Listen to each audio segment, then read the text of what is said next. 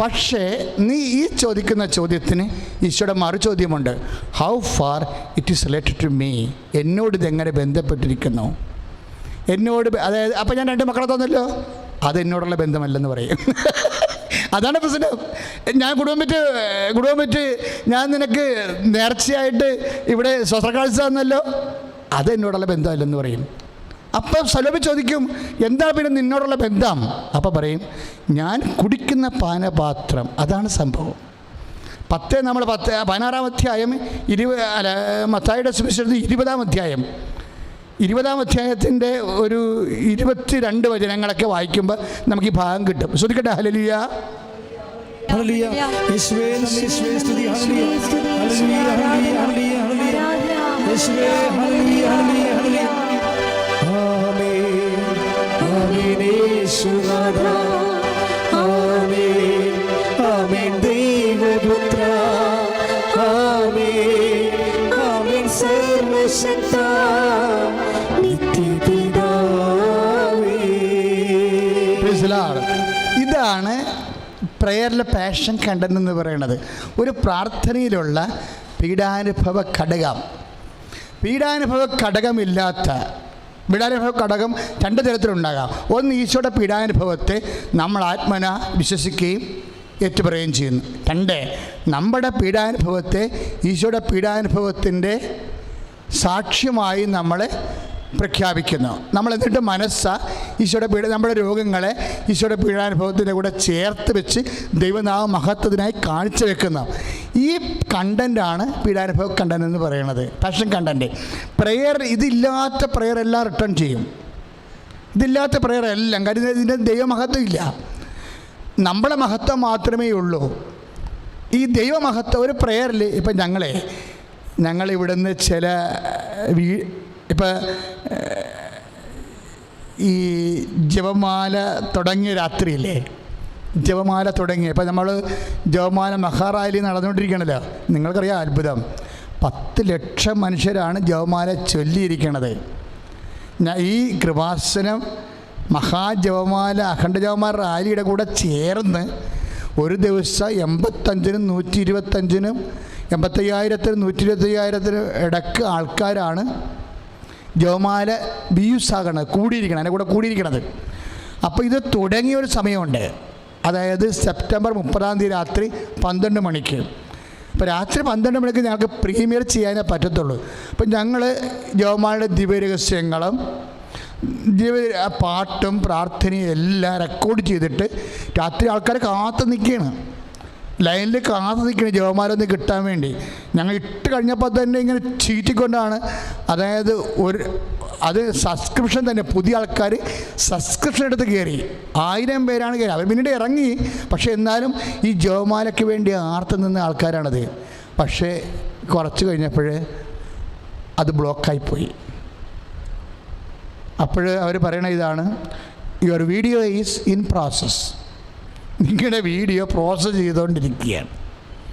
അത് വെളുപ്പിന് വരെ ഇത് തന്നെ കാണിച്ച്, പിന്നെ യൂട്യൂബ് ഉടനെ ഇമെയിലൊരു മെയിൽ വന്ന്, എന്താണ്, ദെയർ ഈസ് കോപ്പിറൈറ്റ് ഇഷ്യൂ.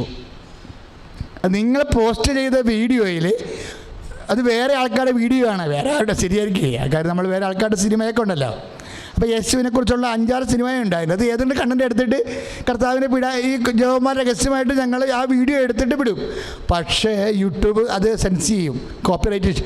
അവർ തിരിച്ചു പറയും, ഇത് സോറി, നമുക്കിത് ബ്രോഡ്കാസ്റ്റ് ചെയ്യാൻ പറ്റത്തില്ല, ഇത് കോപ്പിറൈറ്റ് കണ്ടന്റ് ഉണ്ടെന്ന് പറയും. പിറ്റേ ദിവസം ഞങ്ങളെല്ലാം വീഡിയോയെല്ലാം എടുത്ത് മാറ്റിയിട്ട് ഇപ്പം സുന്ദരമായിട്ട് പോകുന്നുണ്ട്. പക്ഷേ ഞാൻ അതിൽ നിന്നൊരു പാഠം പഠിച്ചു. പല പ്രാർത്ഥനയും ഇതുപോലെ വിഷയം, പല പ്രാർത്ഥനയ്ക്കും ഇതുപോലെ കോപ്പിറൈറ്റ് ഇഷ്യൂ ഉണ്ടാവും.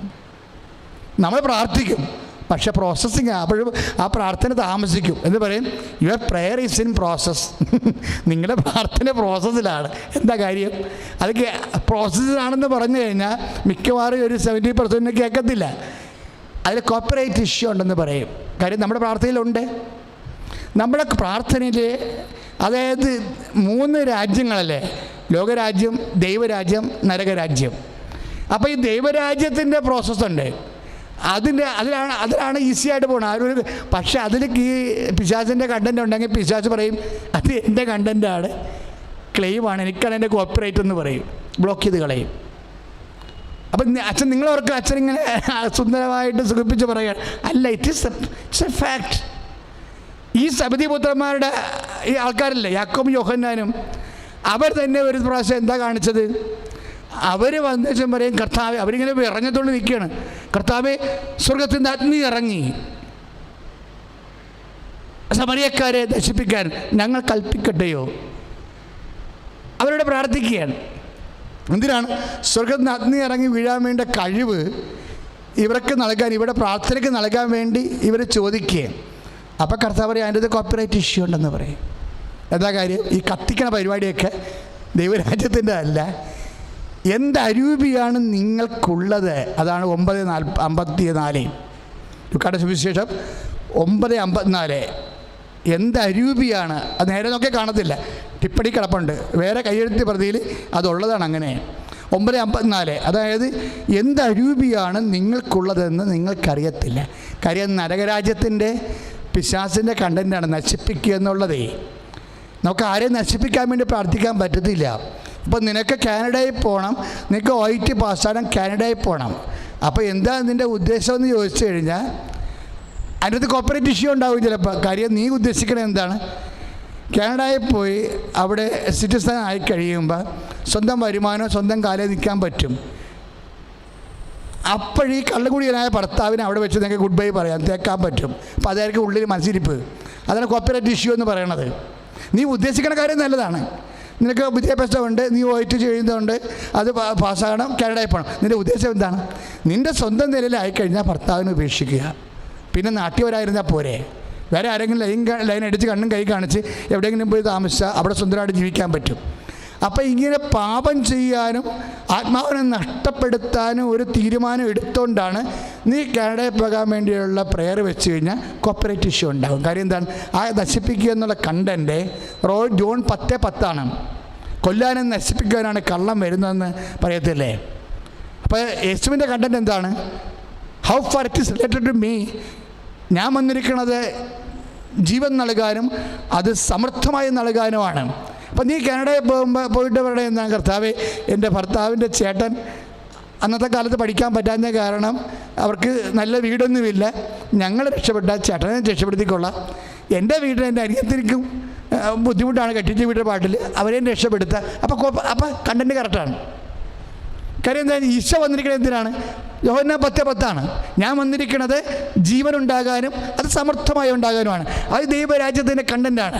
അപ്പം നിൻ്റെ ഭർത്താവിൻ്റെ ജ്യേഷ്ഠനെയും രക്ഷപ്പെടുത്തുക, അല്ലെങ്കിൽ അദ്ദേഹത്തിൻ്റെ മകൾ പഠിക്കുന്ന കുഞ്ഞുങ്ങളായിരിക്കും, അത് ബുദ്ധിമുട്ട് ജീവിക്കുകയാണ്, പക്ഷേ ഒരു കുഞ്ഞിനെ ഒരു കൈത്താങ്ങ് കൊടുത്തു കഴിഞ്ഞാൽ അത് ചിലപ്പോൾ രക്ഷപ്പെട്ടു പോകും. അങ്ങനെയാണ് ആ കുടുംബം മൊത്തം രക്ഷപ്പെടും. അങ്ങനെ ആ ഒരു ഉദ്ദേശത്തിലാണ് നീ കാനഡയിൽ പോകാനുള്ള പ്രാർത്ഥന വെക്കണമെങ്കിൽ അതിനകത്ത് മുഴുവനും കിടക്കുന്ന ദൈവരാജ്യത്തിൻ്റെ കണ്ടൻറ്റാണ്. അതിൻ്റെ ബേസിക്കായിട്ട് ദൈവം മഹത്വപ്പെടും. ഒന്ന് പ്രാർത്ഥിക്കുക. കർത്താവേ, എൻ്റെ പ്രാർത്ഥനകളിൽ നരകരാജ്യത്തിൻ്റെയും ലോകരാജ്യത്തിൻ്റെയും ഘടകങ്ങളെ മാറ്റിക്കൊണ്ട് ദൈവമഹത്വത്തിൻ്റെ അംശങ്ങളെ ചേർത്ത് സുവിശേഷത്തിൻ്റെ സാക്ഷിയുടെ പ്രാർത്ഥനയാക്കി എന്നെ ഉയർത്തണമേ. ശ്രുതികടേ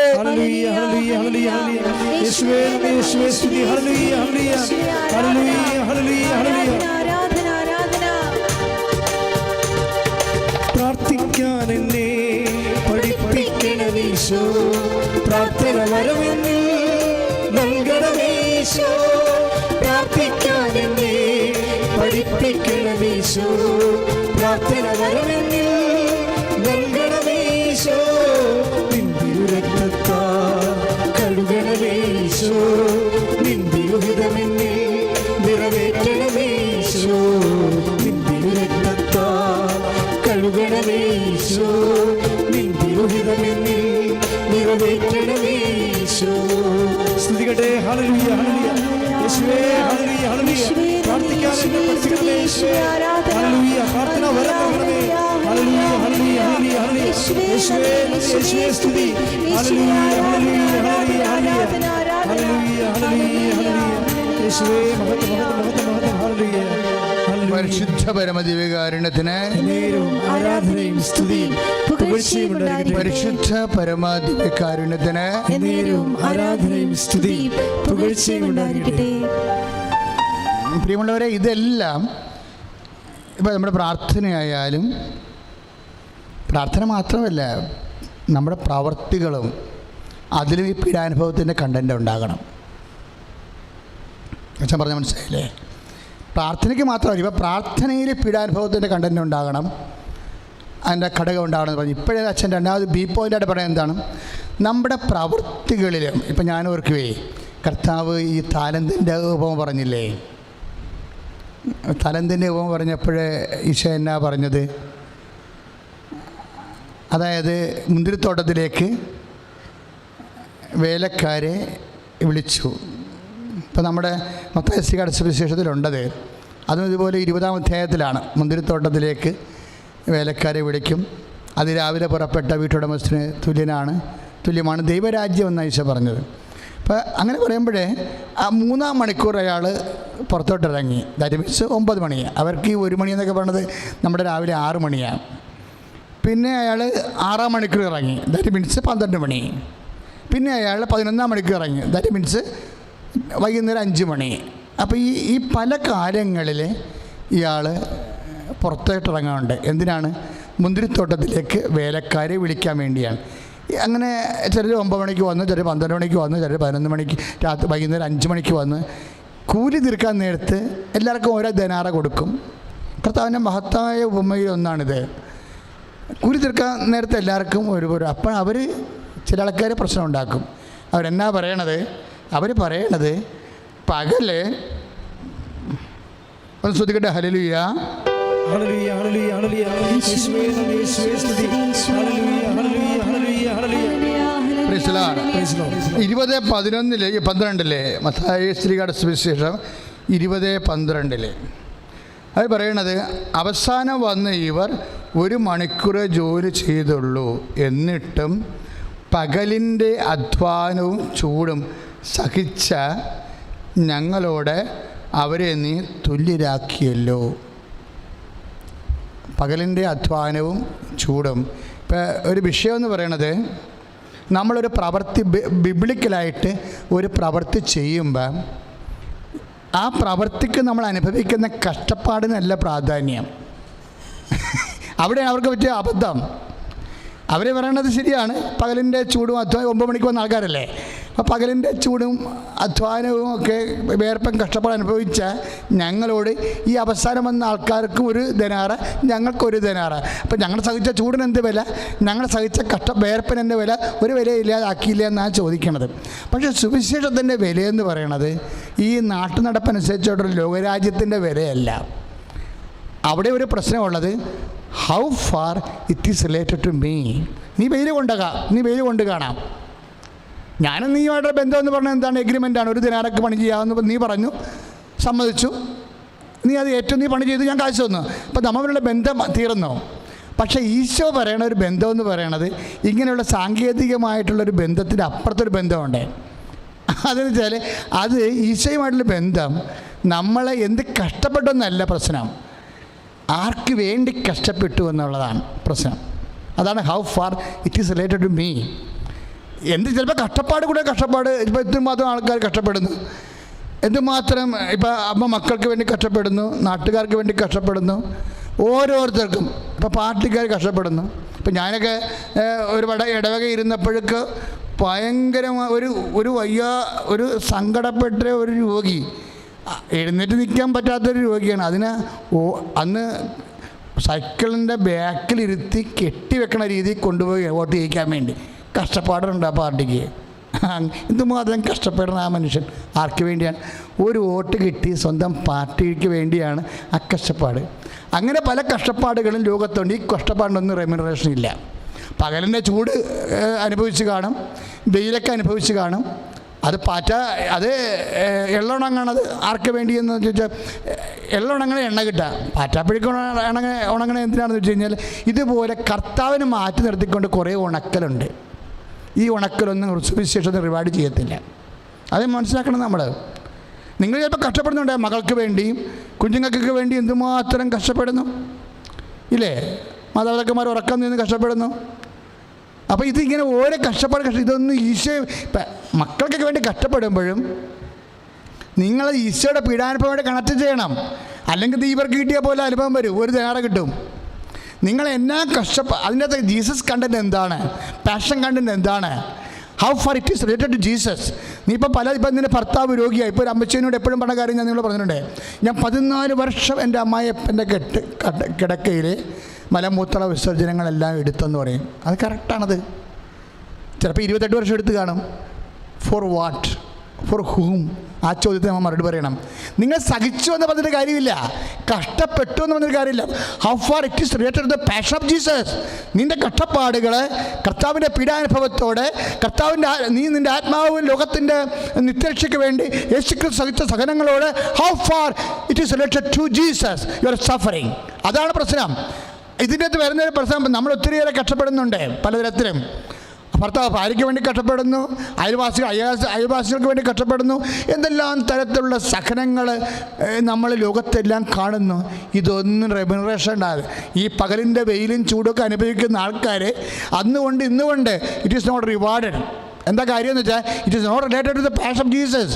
നമ്മളൊരു വിശ്വാസി ആയിരിക്കുക എന്ന് പറയുമ്പോൾ നമ്മുടെ മുഴുവൻ പീഡാനുഭവങ്ങൾ, ശ്വാസം മുട്ടൽ, വേരിക്കോസെങ്കിൽ വേരിക്കോസ്, വിസർപ്പമെങ്കിൽ വിസർപ്പം, ആ രോഗം ഇപ്പോൾ വിസർപ്പം കൊണ്ട് തൊലി പൊളിഞ്ഞ് വരുമ്പോൾ വി മസ്റ്റ് സേ ജീസസ്, ഞാൻ നിൻ്റെ ചോര പുരണ്ട ശരീരത്തോട് നീ ശരീരം മുഴുവനും അടി കൊണ്ട് പാടുകളേറ്റ് തൊലി പൊളിഞ്ഞ് നീ നിലത്ത് വീണപ്പോൾ ആ രക്തത്തിൽ ചെളി പുരണ്ട് നീറിയിട്ടുള്ള വേദനകളിലെ കർത്താവേ, അത് നീ അനുഭവിച്ചത് ഞാൻ ഇന്നാളും നിങ്ങളോട് പറഞ്ഞായിരുന്നു. അതായത് നിങ്ങളെ വേദന അനുഭവിക്കുമ്പോൾ എപ്പോഴിപ്പോൾ എനിക്ക് കുത്തിത്തിരിയണ പല്ലുവേദനയാണ് ഏറ്റവും അവസാനം ഉണ്ടായത്. ഉറക്കം രാത്രി മൊത്തം ഉറങ്ങിയില്ല. നിങ്ങളവർക്ക് നമ്മളിങ്ങനെ കർത്താവിൻ്റെ പീഡാനുഭവത്തെക്കുറിച്ചൊക്കെ പറയാനൊക്കെ ഭയങ്കര രസമായിരിക്കും. പക്ഷെ ഓരോരുത്തരും വന്ന് പെടുമ്പോഴായിരിക്കും വിവരം അറിയണത്. അതെനിക്കറിയാം. ഞാൻ തിരിഞ്ഞും മറിഞ്ഞും കിടന്നിട്ടും ഞാൻ കർത്താവിൻ്റെ പീഡാനുഭവത്തിന് അധികം തൊട്ടില്ല. പക്ഷേ എന്നിട്ട് ഞാനൊരു പ്രാവശ്യം പറഞ്ഞു ഈശോയോട്, ഒരു 10 മിനിറ്റ് ഞാൻ പറഞ്ഞു, കർത്താവേ ഇത് മൊത്തം എനിക്ക് സഹിക്കാൻ പറ്റണില്ല, ഈ 10 മിനിറ്റ് പൂർണ്ണമായിട്ട് ഞാൻ പീഡാനുഭവത്തിൻ്റെ കൂടെ കൂട്ടി വെക്കണം എന്ന് പറഞ്ഞു. 10 മിനിറ്റ്. കാര്യം ആ വേദന വരുമ്പോൾ മാത്രമൊക്കെ അറിയാൻ പറ്റത്തുള്ളൂ. ചെറുതായാലും വലുതായാലും വേദന വരുമ്പോൾ പല വേദന അറിയാത്ത വേറെ പല വേദന ഉള്ളതുകൊണ്ടാണ്. പക്ഷെ ഒരു വേദന മാത്രമായിട്ട് വരുമ്പോൾ ആ ഒരു വേദന എല്ലാ വേദനയാണെന്നൊക്കെ തോന്നിപ്പോവും. പക്ഷേ എന്നാലും അതിൻ്റെ അകത്തൊരു പീഡാനുഭവത്തിൻ്റെ കണ്ടൻറ്റ് വെച്ചാൽ നമ്മൾക്ക് പിന്നീട് ഈ അന്നു വേണ്ട ആഹാരമെന്നും പറഞ്ഞ് ഒരു ഏർപ്പാടില്ലേ വെച്ചാൽ ഇന്നത്തെ ആഹാരം. അപ്പോഴേ ഇന്നത്തെ ആഹാരം പോലെ തന്നെയാണ് നാളത്തെ ആഹാരമുണ്ട്. നാളത്തെ ആഹാരം എന്ന് പറഞ്ഞാൽ എന്താണ്?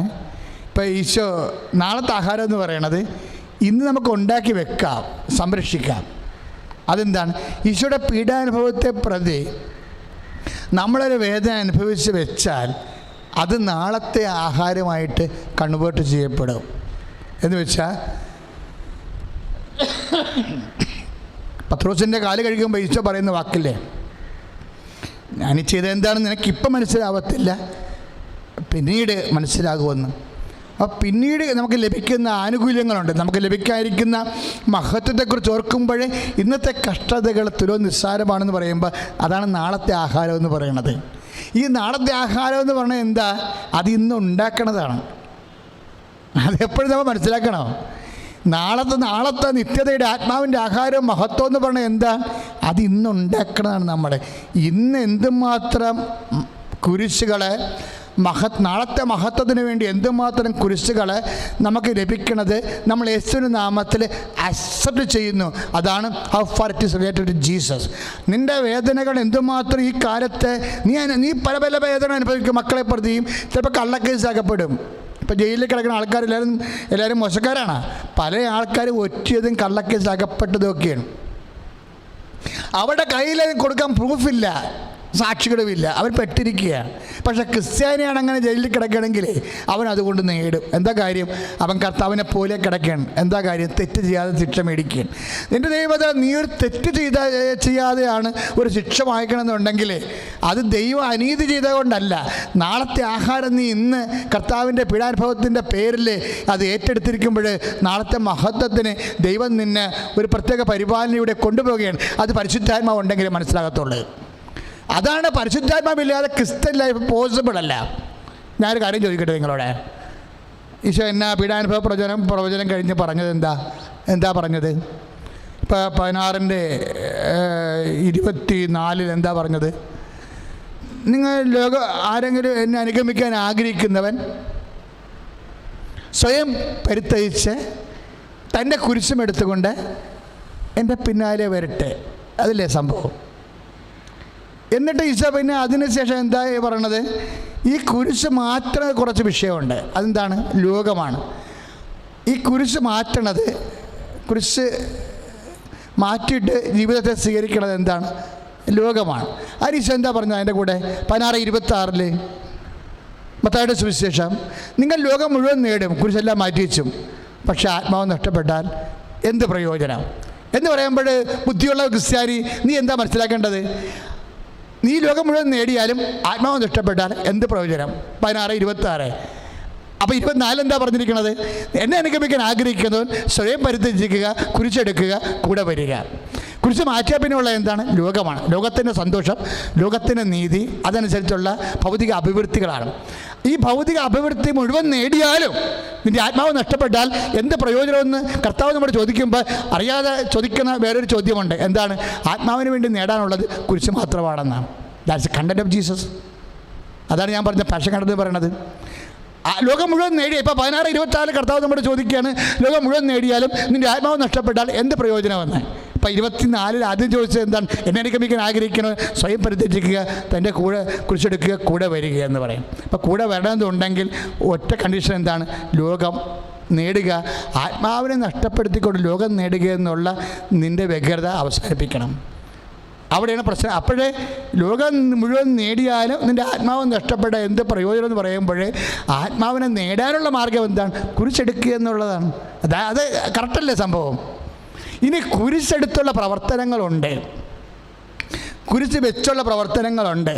ഇപ്പം നമ്മൾ പെസക അപ്പം മുറിക്കുമ്പോൾ അതിൻ്റെ പുറത്തൊരു കുരിശുണ്ടാകും. നമ്മൾ കുരിശ് അടത്തി മാറ്റും. ചില പിള്ളേരാണെങ്കിൽ കുരിശ് പൊളിച്ച് തിന്നുകയും ചെയ്യും. എന്നാലും കുരിശിൻ്റെ ഒരു മുദ്ര നിൻ്റെ എല്ലാ പ്രവർത്തനങ്ങളിലും ഈ പ്രത്യാഗത്തിൻ്റെ ഒരു മുദ്രയുണ്ടെന്നുണ്ടെങ്കിൽ അതാണ് നിൻ്റെ പ്രവൃത്തി. ഞാൻ എന്തിനാ ഇങ്ങനെയൊക്കെ പറഞ്ഞെന്നറിയാവോ? അതായത് ഈ 16:27 വായിക്കും. ഒന്ന് ശ്രദ്ധിച്ച മക്കളെ. യേശുവേ സ്തോത്രം, ഹല്ലേലൂയ.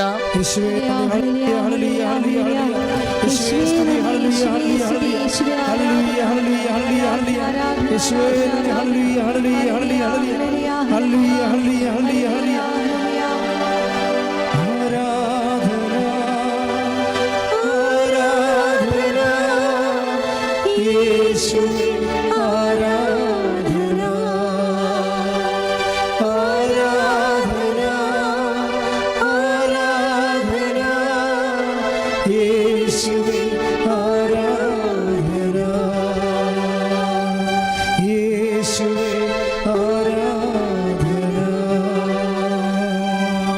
ശ്രുതികട്ടെ, ശ്രുതികട്ടെ. ഹല്ലേലൂയ, ഹല്ലേലൂയ, ഹല്ലേലൂയ, ഹല്ലേലൂയ, ഹല്ലേലൂയ.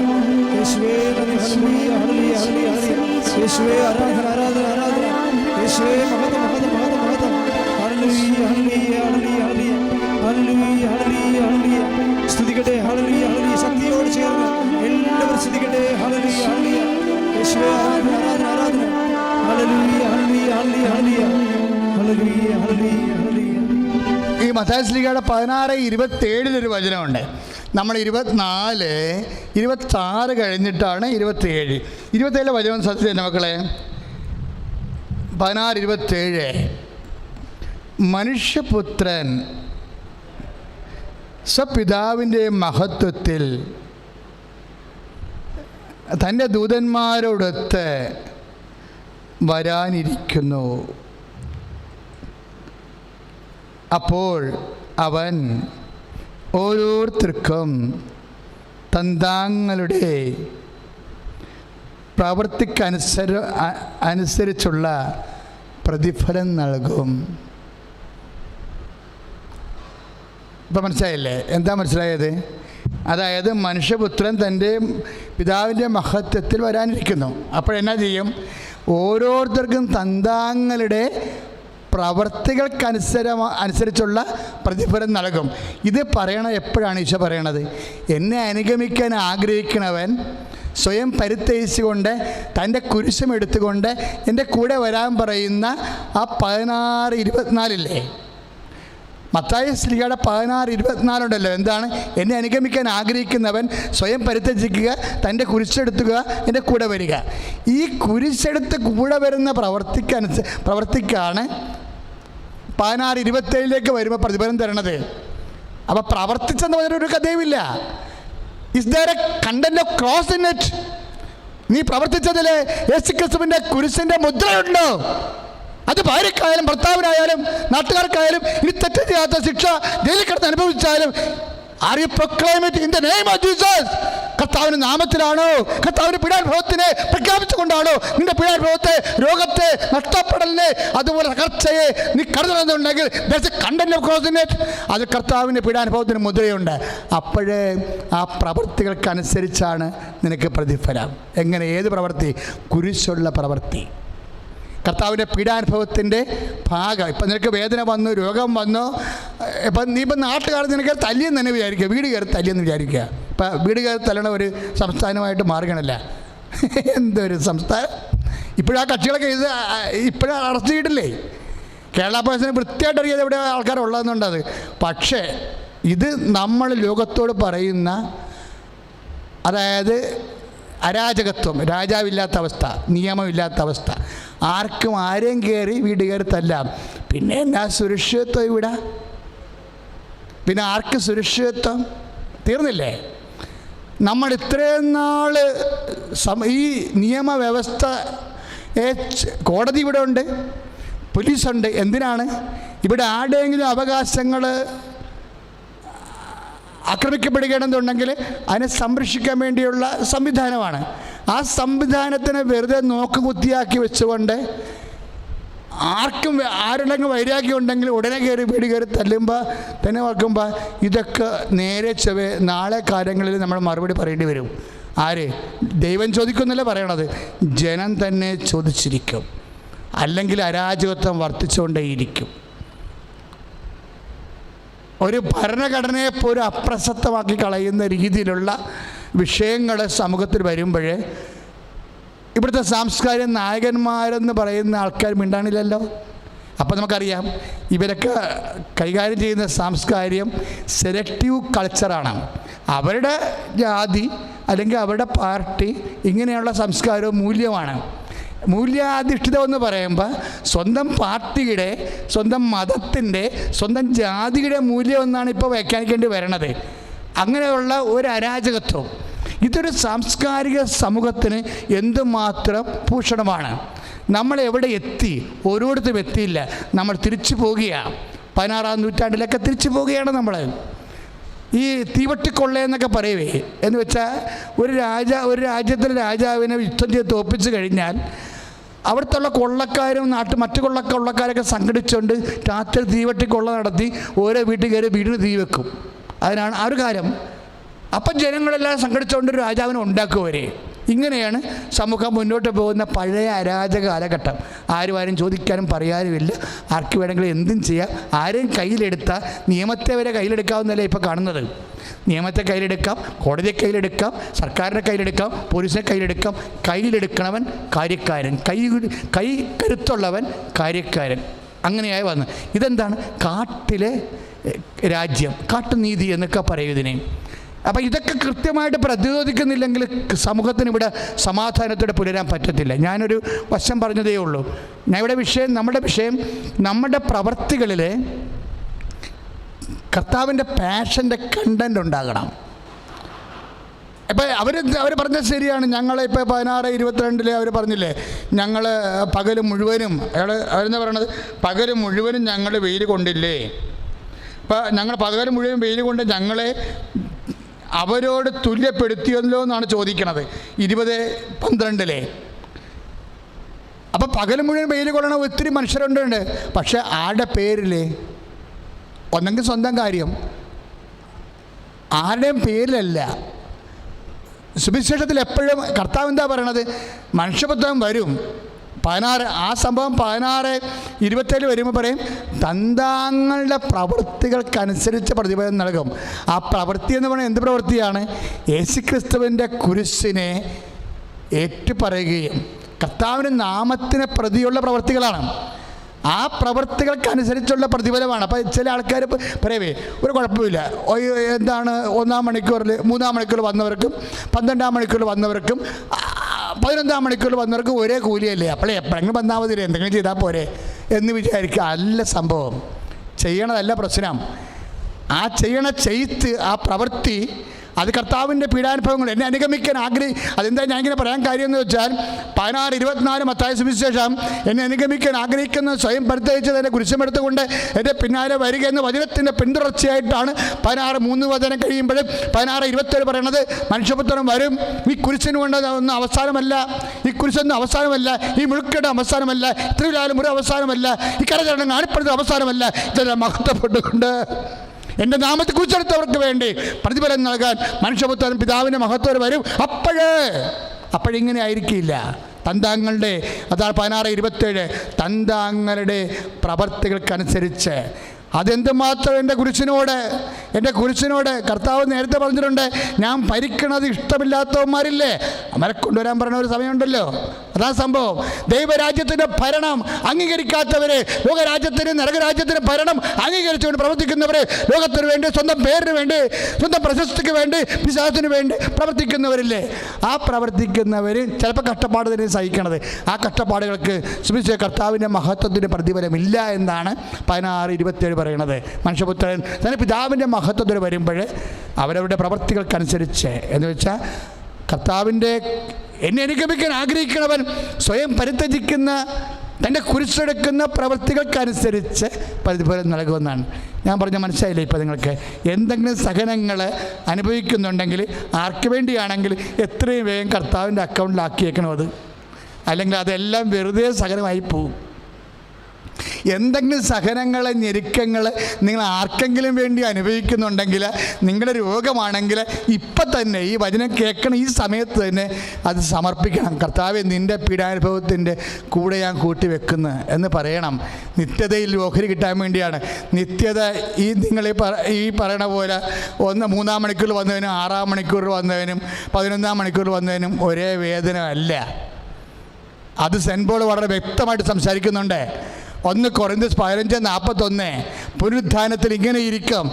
ആകാശത്ത് സൂര്യനുണ്ട്, ചന്ദ്രനുണ്ട്, നക്ഷത്രങ്ങളുണ്ട്, നക്ഷത്രങ്ങൾക്ക് തമ്മിലും അരൂപിക്ക് പ്രകാശ വ്യത്യാസമുണ്ട്. അതുപോലെയാണ് മരിച്ചവരുടെ പുനരുത്ഥാനം എന്ന് പറയുമ്പോഴേ എല്ലാം ഒരുപോലെ ഇരിക്കത്തില്ലെന്ന് വ്യക്തമല്ലേ? നിങ്ങളുടെ കുരിശിൻ്റെ യേശുക്രിസ്തു നാമത്തിൽ ഒരു വ്യക്തി കുരിശെടുക്കുമ്പോൾ ആ കുരിശെടുത്തുകൊണ്ട് അമ്മായിയപ്പനെ ശുശ്രൂഷിക്കുന്നു, മരുമകനെ ശുശ്രൂഷിക്കുന്നു, ഭാര്യയെ ശുശ്രൂഷിക്കുന്നു, നാട്ടുകാരെ ശുശ്രൂഷിക്കുന്നു, സഭയെ ശുശ്രൂഷിക്കുന്നു. കർത്താവിൻ്റെ നാമത്തിലാണെന്ന് അത് ഏറ്റുപറഞ്ഞു കഴിയുമ്പോൾ അതിനകത്തൊരു കുരിശുണ്ട്. ആ കുരിശിൻ്റെ തോതനുസരിച്ച് കൊണ്ടാണ് കൃപ. നാമത്തെ വിശ്വസിക്കുന്നവർക്ക്, അവർ നാമത്തെ വിശ്വസിക്കുന്നവർക്ക് കൃപയ്ക്ക് മേൽകൃപ ലഭിക്കണം എന്ന് പറയുമ്പോൾ ഗ്രേസ്, അപ്പോൺ ഗ്രേസ് എന്ന് പറയുന്ന 1 യോഹന്നാൻ 1:16 ആ അപ്പോൺ ഗ്രേസ് ഇല്ലേ, അത് ഉണ്ടാക്കുന്നത് എങ്ങനെയാണ്? അത് നീ അനുഭവിക്കുന്ന യേശുക്രിസ്തുവിൻ്റെ പീഡാനുഭവം എത്ര കണ്ട് നീ മാനസികമായിട്ട് അത് അംഗീകരിച്ച് വിശ്വസിച്ചുകൊണ്ട് അതിൻ്റെ പ്രവർത്തികളിൽ ഉൾഘോഷിക്കുന്നുണ്ട്, അത്തരം കൊണ്ട് ഏറ്റുപറയുന്നുണ്ട്, ഹൃദയത്തിൽ വിശ്വസിക്കുന്നുണ്ട്. അതനുസരിച്ചാണ് രക്ഷാനുഭവം വരണത്. ആ രക്ഷാനുഭവം ചിലപ്പോൾ നിനക്ക് ആ രക്ഷാനുഭവം, ഇപ്പം അമ്മ ആദ്യമേ രക്ഷാനുഭവം ഉണ്ടായിരുന്ന ആളാണ്. കാര്യം രക്ഷ അവളുടെ ഉദരത്തിലാണ് ലഭിച്ചത്. അവൾ ഫുൾ ഓഫ് ഗ്രേസാണ്. അവളുടെ കുഞ്ഞിനെ കൊണ്ട് കൊടുത്തപ്പോഴേ, അത് ലൂക്ക 1:28, കുഞ്ഞിനെ കൊണ്ട് കൊടുത്തത് ശിമയോൻ്റെ കയ്യിൽ. ശിമയോൻ അപ്പോഴും വലിയപ്പനായിട്ട് അപ്പാപ്പനായിട്ടിരിക്കുക, 11-ാം മണിക്കൂറിലിരിക്കുക. ആ ശിമയോന് കിട്ടിയ അതേ കൃപ തന്നെ അമ്മയ്ക്ക് കിട്ടിയ കൃപ തന്നെ ശിമയോന് കിട്ടുമെന്ന് പറഞ്ഞാൽ 11-ാം മണിക്കൂർ ശരിയാകുമോ? എക്കണോമിക്സ് ശരിയാകത്തില്ല. വേറെ ഒരുത്തർ ഇടയ്ക്ക് കയറിയിട്ടുണ്ട്, തക്കേബൂസ്. അവനും രക്ഷ തന്നെ പ്രശ്നം. ഇടയ്ക്ക് കയറിയ ആളാണ്, 12-ാം മണിക്കൂർ കയറിയ ആളാണ്, മരത്തിൽ കയറി ഇരുന്ന ആളാണ്. കർത്താവ് അവരോടും പറഞ്ഞ് ഇന്ന് ഈ ഭവനത്തിൽ രക്ഷ കൈ വന്നിരിക്കണമെന്ന് 9:09. അപ്പോഴേ 3 സമയത്താണ് ആൾക്കാർ കയറണത് രക്ഷയ്ക്ക്. ആദ്യം കയറിയ ആൾക്കാരുണ്ട്, ഇടയ്ക്ക് കയറിയുണ്ട്, അവസാനം കയറിയ ആൾക്കാരുണ്ട്. ഇവരെല്ലാം ആ കൃപകളെല്ലാം അടിസ്ഥാനപ്പെടുത്തുന്ന എന്തിനെക്കൊണ്ട് ആര് ഏത് സമയത്ത് കയറിയാലും കർത്താവിൻ്റെ രക്ഷാകര സംഭവങ്ങളോടെ നിൻ്റെ ജീവിത വിഷയങ്ങളെ സംഭവങ്ങളെ സാക്ഷിയാക്കാൻ വേണ്ടി നീ എന്തുമാത്രം അത് വിശ്വാസത്തിൻ്റെ ലെവലിൽ കർത്താവിൻ്റെ പീഡാനുഭവങ്ങളോട് ഐക്യദാർഢ്യപ്പെടുത്തിക്കൊണ്ട് യേശുനാമത്തിന് മഹത്വത്തിനായി അത് സമർപ്പിച്ചിട്ട് യേശുവിനെ നീ ഏറ്റു പറഞ്ഞിട്ടുണ്ടോ? അതാണ് താന്താങ്ങളുടെ പ്രവൃത്തി. നമ്മൾ അത് മാറ്റമില്ല. അത് വെളിപാടിൻ്റെ പുസ്തകത്തിലും അത് തന്നെ 2:23 പറഞ്ഞത് എന്താണ്? വാനമേഘങ്ങൾ എഴുന്നള്ളി വരുന്ന ദൈവത്തിൻ്റെ കുഞ്ഞാട് പ്രതിഫലം നൽകുന്നത് താന്താങ്ങളുടെ പ്രവൃത്തിക്കനുസരിച്ചാണ്. എന്ന് വെച്ചാൽ നമ്മൾ കർത്താവിന് വേണ്ടി സഹിക്കുന്നത്, കർത്താവിന് വേണ്ടി എഴുതിക്കുമ്പോൾ നിങ്ങൾ നാക്കുകൊണ്ട് പറയണം. രക്ഷ നിൻ്റെ അധരത്തിലാണെന്ന് പറയുന്ന കാര്യം എന്താണെന്ന് അറിയാവോ? ഓരോ വിഷയം ചെയ്യുമ്പോഴും നീ അധരം കൊണ്ട് നീ ഏറ്റു പറയണം, this is the name of Jesus. ഇതെൻ്റെ കർത്താവിൻ്റെ നാമത്തിൻ്റെ മഹത്വത്തിന് വേണ്ടി പറയണം. അല്ലാതെ പറഞ്ഞില്ലെങ്കിൽ അത് നമ്മൾ സേവ് ചെയ്യാത്ത മൊബൈൽ മാറ്റർ പോലെ. ഇപ്പോൾ കമ്പ്യൂട്ടറിൽ അടിച്ചു കയറ്റി ഒരു സംഭവം ചെയ്തുകൊണ്ടിരിക്കുകയാണ്. ചില പൊട്ടന്മാർ 1.5 മണിക്കൂറൊക്കെ ഇരുന്നിട്ട് ടൈപ്പ് ചെയ്യും, പക്ഷെ സേവ് ചെയ്യത്തില്ല. കറണ്ട് പോകുമ്പോൾ അതിൻ്റെ കൂടെ അത് പോകും. ഇതുപോലെ ഇൻറ്റൻഷനിൽ വരുന്ന അവസ്ഥ. നീ ഒരു കാര്യം ചെയ്യുമ്പോൾ അത് ഉടനെ സേവ് ചെയ്യണം. എങ്ങനെ സേവ് ചെയ്യും? കർത്താവേ, ഞാനിപ്പോൾ എൻ്റെ ഭർത്താവിന് വേണ്ടി, എൻ്റെ മക്കൾക്ക് വേണ്ടിയും നടുവേദനയാണെങ്കിൽ പോലും ഞാൻ നിരങ്ങി നിന്നാണ് സ്റ്റൗവിൽ എത്തി ചോറ് കൊടുക്കുന്നത്. അത് ഭർത്താവിനോട് സ്നേഹത്തെ, മക്കളുടെ സ്നേഹത്തെ എൻ്റെ കടവെക്കണ കാര്യം ശരി. പക്ഷെ ഞാനിത് നിൻ്റെ പീഡാനുഭവത്തിൻ്റെ കൂടെ കൂട്ടി വെക്കണമെന്ന് പറയുമ്പോഴാണ് സേവിങ് വരണത്. Saving by intention. കർത്താവിൻ്റെ പീഡാനുഭവം ചേർത്ത് വെക്കുമ്പോൾ അങ്ങനെ എല്ലാ പ്രവൃത്തികളും നമുക്ക് ലഭിക്കാതിരിക്കാൻ മഹത്വത്തെക്കുറിച്ച് ഓർക്കുമ്പോഴേ ഇന്നത്തെ കഷ്ടതകൾ തുലോ നിസ്സാരമാക്കണത്. ഈ മഹത്വത്തെക്കുറിച്ച് ഓർക്കണമെങ്കിലേ, ആ മഹത്വത്തെക്കുറിച്ച് ഓർക്കണമെങ്കിലേ അത് ഇന്ന് നമ്മൾ ആർജിച്ചിരിക്കണം. അല്ലാതെ നമ്മളിവിടെ എങ്ങനെയെങ്കിലും ജീവിച്ചിട്ട് മഹത്വം ഇങ്ങോട്ട് വരുമെന്ന് പറഞ്ഞാൽ റെഡിമെയ്ഡ് മഹത്വമൊന്നും ഇല്ല. അതാണ് 16:27 പറയണത്. റെഡിമെയ്ഡ് മഹത്വമൊന്നും ഇല്ലേ. അവരവർക്കെല്ലാം തന്താങ്ങളുടെ പ്രവർത്തികൾക്ക് അനുസൃതമായ പ്രതിഫലം. അതാണ് വെളിപാട് 2:23.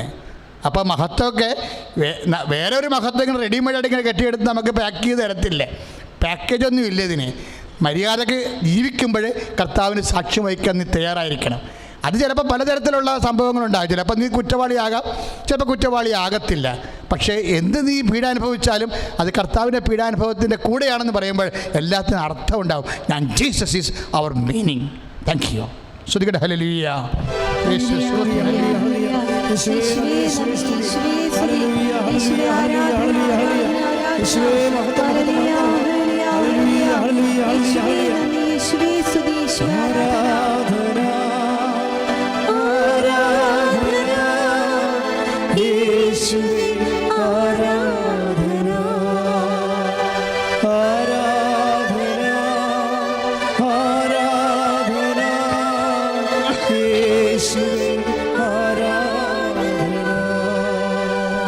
പ്രിയമുള്ളവരെ, രോഗാതുരമായ എല്ലാ ഇടങ്ങളിലും ഈശോനാമത്തെ കൈവച്ച് പ്രാർത്ഥിക്കുന്ന സമയമാണ്.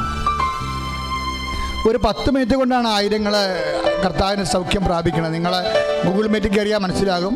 ഈ ഉടമ്പടി ഞാൻ ശരിക്കും പറഞ്ഞാൽ കർത്താവിൻ്റെ വചനമാണ് കൂടുതൽ പറയണത്. ഇപ്പോഴേ ഓൺലൈൻ പ്രാർത്ഥന തുടങ്ങിയതിന് ശേഷം മാക്സിമം വചനം പറഞ്ഞതിന് ശേഷമാണ് ഒരു 20 മിനിറ്റ് പ്രാർത്ഥന നടത്തുന്നത്.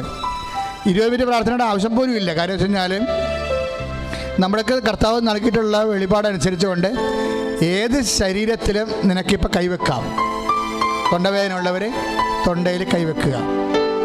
ടോൺസൈറ്റ്, തൈറോയിഡ് പോലുള്ള രോഗങ്ങളില്ലേ, അത് തൊണ്ടയിൽ കൈവെക്കണം. അച്ഛൻ്റെ നിങ്ങളെ കൃപാസനത്തിൻ്റെ യൂട്യൂബിലെ ഓരോ സാക്ഷ്യം കേട്ടോ. ഈ കൈവച്ച ആൾക്കാരൊക്കെ പെറ്റി അടിച്ച് സാക്ഷ്യം പറഞ്ഞ് കേൾക്കാം. നീ ഇപ്പോൾ വിശ്വസിക്കണം. നടുവേദനയുള്ളവർ നടുവിൽ കൈവെക്കുക. എന്നിട്ട് പറയണം, ഞാനിത് കർത്താവിൻ്റെ നാമത്തിലെ വെക്കണമെന്ന് പറയണം.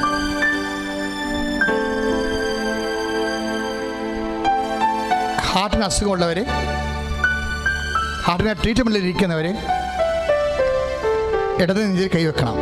എന്നിട്ട് പറയണം, ഈശോ നിൻ്റെ ഹാർട്ടിൻ്റെ തിരുവിലാലും മുറിവിനെ ഓർത്തുകൊണ്ട് ഞാൻ കൈവെക്കണം.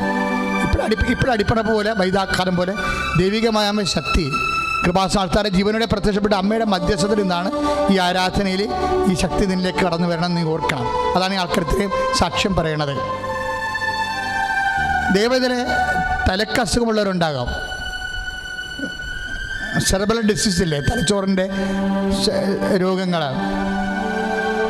പല രോഗങ്ങളും ഇൻക്യൂറബിളാണ്. അതിന് പ്രത്യേക മരുന്നില്ല. ഒരു 50% രോഗങ്ങൾ അവിടെ നമുക്കൊന്നും ചെയ്യാൻ പറ്റത്തില്ല. കോശങ്ങളൊക്കെ നഷ്ടപ്പെട്ടത് ഒന്നും ചെയ്യാൻ പറ്റത്തില്ല, തലച്ചോറിൻ്റെ കോശങ്ങൾ. പക്ഷേ കുറേ ആൾക്കാർ സാക്ഷ്യം പറഞ്ഞപ്പോൾ കിഡ്നി ഇല്ലാത്ത സ്ഥലങ്ങളിൽ കിഡ്നി വെച്ച് കൊടുത്തെന്നൊക്കെ പറഞ്ഞൊരു സാക്ഷ്യം അതിനുണ്ട്. സ്കാനിങ് റിപ്പോർട്ട് കിഡ്നി ഇല്ലാത്തതിൻ്റെതും ഉള്ളതും എന്നെ കാണിച്ചിട്ടുണ്ട്. എന്താ, കർത്താവിന് നിൻ്റെ തലച്ചോറിൻ്റെ ഒരു കോശം പോയിട്ടുണ്ടെങ്കിൽ ഇപ്പോഴീ ഭാഗം തന്നെ എടുത്തുകൊണ്ട് നാളെ നീ സാക്ഷ്യം പറയൂല. അച്ഛൻ അന്ന് പറഞ്ഞതാണ് തലച്ചോറിൻ്റെ കോശം പോയാൽ വെക്കാൻ പറ്റത്തില്ല വൈദ്യശാസ്ത്രം അനുസരിച്ച്. പക്ഷേ കർത്താവിൻ്റെ നാമത്തിൽ ഞാൻ തലയിൽ കൈവയ്ക്കണം. തലച്ചോറിൻ്റെ കോശം കർത്താവ് നിനക്ക് തിരിച്ച് വെച്ച് തരാൻ വേണ്ടിയാണ് ഞങ്ങൾ പ്രാർത്ഥിക്കുന്നത്. കാര്യം പ്രാർത്ഥനയ്ക്കുള്ള യുക്തി എന്ന് പറയുന്നത്, ആ പ്രാർത്ഥന യേശുക്രിസ്തുവിൻ്റെ പീഡാനുഭവത്തിലും ഉത്ഥാനത്തിലും എന്തുമാത്രം വിശ്വസിക്കുന്നു. Our reason is not simply a human reason, but reason എന്ന് പറയുന്നത്, നമ്മുടെ റീസൺ എന്ന് പറയുന്നത് കർത്താവിൻ്റെ പുനരുത്ഥാനത്തിലുള്ള ഫെയ്ത്ത് ഈസ് അവർ റീസൺ. അതോർക്കണം. നിങ്ങളിങ്ങനെ ഇത് മാജിക്കാണെന്ന് വിചാരിക്കരുത്. It is a reasonable prayer. Our reason is our faith. പ്രാർത്ഥിക്കുക, അച്ഛനോട് ചേർന്ന് പ്രാർത്ഥിക്കുക. അതുപോലെ തന്നെ അടിവയറ്റ് പ്രശ്നങ്ങളുള്ളവരുണ്ട്. നിങ്ങൾ ഇതൊക്കെ പ്രാർത്ഥിക്കുമ്പോൾ ഞങ്ങളുടെ മനസ്സിൽ ഉണ്ടൊരു ആഗ്രഹം. കാര്യം കർത്താവ് കുരിശ് ചുമന്ന സമയത്ത് 53 അധ്യായത്തിൽ 7 കഴിഞ്ഞുള്ള 53 ഐസയ 53, 6, 7, 8 വചനങ്ങളിലൊക്കെ അവൻ പീഡാനുഭവം ചെയ്യുന്ന സമയത്ത് കുഞ്ഞാടിനെക്കുറിച്ച്, അല്ലെങ്കിൽ സഫറിങ് സർവൻ്റ് പീഡിതദാസനെക്കുറിച്ച്, അനാമീനെക്കുറിച്ചൊക്കെ ഐസയ വെളിപാട് കൊള്ളുമ്പോൾ ഐസയ പറയുന്നൊരു കാര്യമുണ്ട്. എന്താണ്? അവൻ അപ്പോഴും ഭാവന ചെയ്തു. എന്താണ്? അവൻ സഫർ ചെയ്യുമ്പോൾ, അവൻ പീഡാനുഭവം ഏൽക്കുമ്പോൾ അവൻ്റെ മനസ്സിൽ ഒരു ഭാവന ഉണ്ടായി. എന്താണ്? ഈ പീഡാനുഭവത്തിലൂടെ പ്രകാശത്തിൻ്റെ പ്രത്യാശയുടെ പുതുതലമുറ ഉദയം ചെയ്യുന്നതായിട്ട് അവൻ ഭാവന ചെയ്തു. അതുതന്നെ സംഭവിച്ചെന്ന്. അതുപോലെ ഞങ്ങൾ പ്രാർത്ഥിക്കുമ്പോൾ ഞങ്ങൾക്കൊരു ഭാവനയുണ്ട്. ഞങ്ങളുടെ ഭാവന എന്താണ്? കരളിലെ സിസ്റ്റ് വളരുന്നവരെ, ഫാറ്റി ലിവറുകാരെ, ഈ പ്രാർത്ഥന കഴിയുമ്പോൾ ലിവർ ചുരുങ്ങുമെന്ന് ഞങ്ങൾക്ക് ഭാവനയുണ്ട്.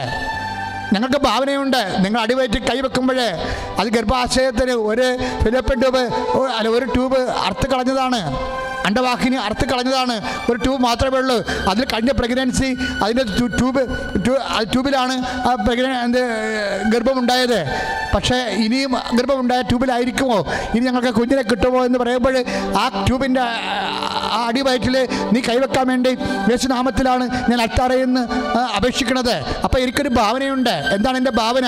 അവിടെ ആ ഒരു ട്യൂബ് കൊണ്ട് കർത്താവ് നിനക്ക് 5 കുഞ്ഞുങ്ങളെ തരുമെന്ന് ഞാൻ ഭാവന കാണുന്നത്. എൻ്റെ കർത്താവ് എനിക്ക് വേണ്ടി കുരിശിക്കപ്പെട്ടവൻ, എനിക്ക് വേണ്ടി ഉയർത്തുന്നേറ്റവൻ, ലോകത്തിന് വേണ്ടി വീണ്ടും വരാതിരിക്കുന്നവനെ വിശ്വസിച്ചുകൊണ്ടാണ് ഞങ്ങൾ അങ്ങനെ പറയുന്നത്. സോറിയാസിസ് രോഗികളെ സർവാംഗം കൈപറ്റിക്കൊണ്ട് പ്രാർത്ഥിക്കാൻ ഞങ്ങൾ ഇവിടുന്ന് ആവശ്യപ്പെടുന്നു. സോറിയാസിസ് രോഗികളെ തൊഴിൽ മുഴുവൻ പൊളിഞ്ഞിരിക്കുന്നവരെ, വിസർപ്പ രോഗികളെ അങ്ങനെ പ്രാർത്ഥിക്കുമ്പോൾ കർത്താവിൻ്റെ രക്തം അതിലേക്ക് തലയ്ക്ക് ഒരു മഴ പോലെ പെയ്യാൻ വേണ്ടി ഞങ്ങൾ പ്രാർത്ഥിക്കുന്നു. ഞങ്ങൾക്കൊരു ഭാവനയുണ്ട്. എന്താണ്?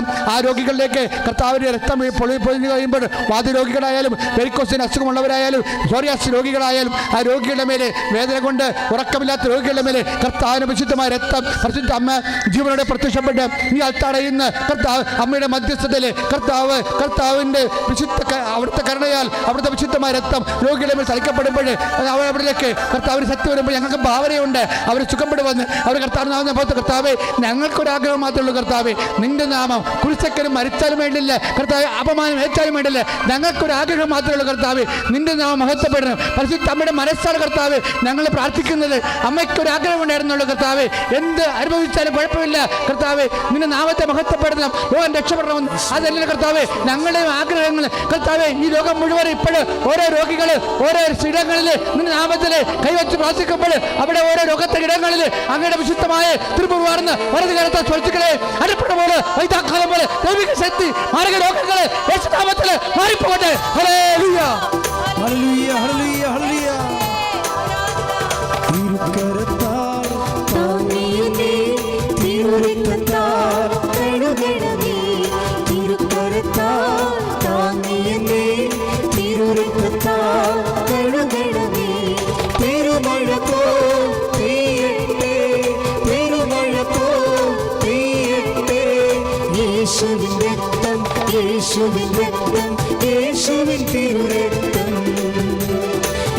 യേശുവിൻ രക്തം, യേശുവിൻ രക്തം, യേശുവിൻ തിരുരക്തം.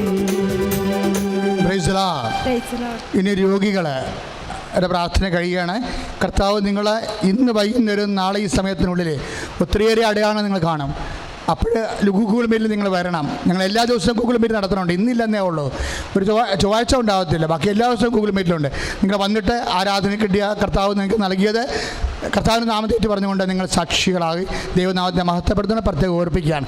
ഇപ്പോൾ പ്രാർത്ഥിക്കാൻ പോണത് ജോലിയില്ലാത്തവർ, വീടില്ലാത്തവർ, സ്ഥലമില്ലാത്തവർ, അന്യരാജ്യങ്ങൾ കുടുങ്ങിപ്പോയവർ, ശമ്പളം കിട്ടാത്തവർ, കുഞ്ഞുങ്ങൾ വഴിപിഴച്ച് പോകുന്ന പോലെ തോന്നുന്നവർ, പ്രാർത്ഥനയില്ലാത്ത കുടുംബങ്ങൾ, കലഹമുള്ള കുടുംബങ്ങൾ, പല ടെസ്റ്റുകൾ ഇൻ്റർവ്യൂവിനൊക്കെ പോകുന്നവർ, പോയി കഴിഞ്ഞവർ, തോറ്റുപോയവർ, വീണ്ടും ചെയ്യാനിരിക്കുന്നവർ, ഇങ്ങനെ ജീവിതത്തിൻ്റെ ഭൗതിക മണ്ഡലങ്ങളെ സമർപ്പിച്ച് പ്രാർത്ഥിക്കുകയാണ്. അത് ആശീർവാദം വരെ.